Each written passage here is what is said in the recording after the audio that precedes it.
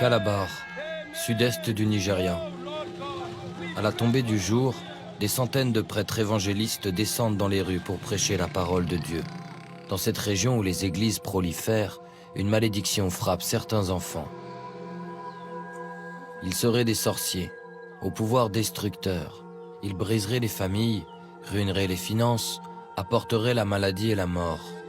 En les accusant d'être à l'origine de tous les maux, les prophètes locaux poussent les familles à abandonner ces enfants. Il n'est alors pas rare que des parents se servent de ce mythe populaire pour se débarrasser d'une progéniture que leur situation économique ne leur permet pas d'assumer.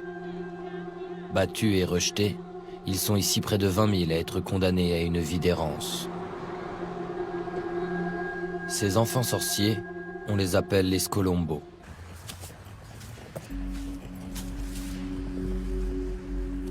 C'est un bidonville d'enfants perdus.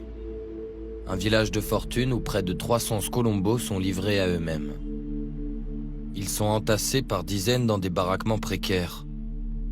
Les conditions sanitaires sont déplorables et favorisent les infections.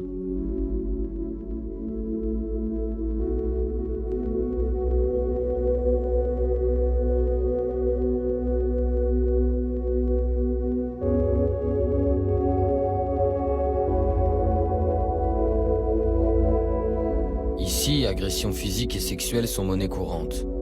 Les jeunes filles sont violées au sein même du camp et n'ont d'autre choix que d'accoucher dans la décharge. Les petites sorcières sont des proies de prédilection pour les réseaux de proxénétisme. Les nouveau-nés sont vendus et alimentent le trafic d'êtres humains. Voilà le destin des enfants sorciers.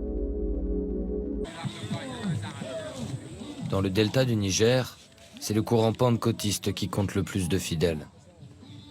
En une trentaine d'années, ce mouvement chrétien évangélique a connu une croissance sans précédent.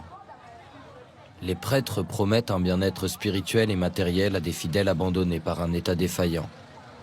Ils entretiennent la croyance que des esprits pernicieux se cacheraient dans la population. Au centre-ville de Calabar, les églises pentecôtistes redoublent d'imagination pour vendre leurs croyances. Elles l'étalent sur de grands panneaux publicitaires à chaque coin de rue.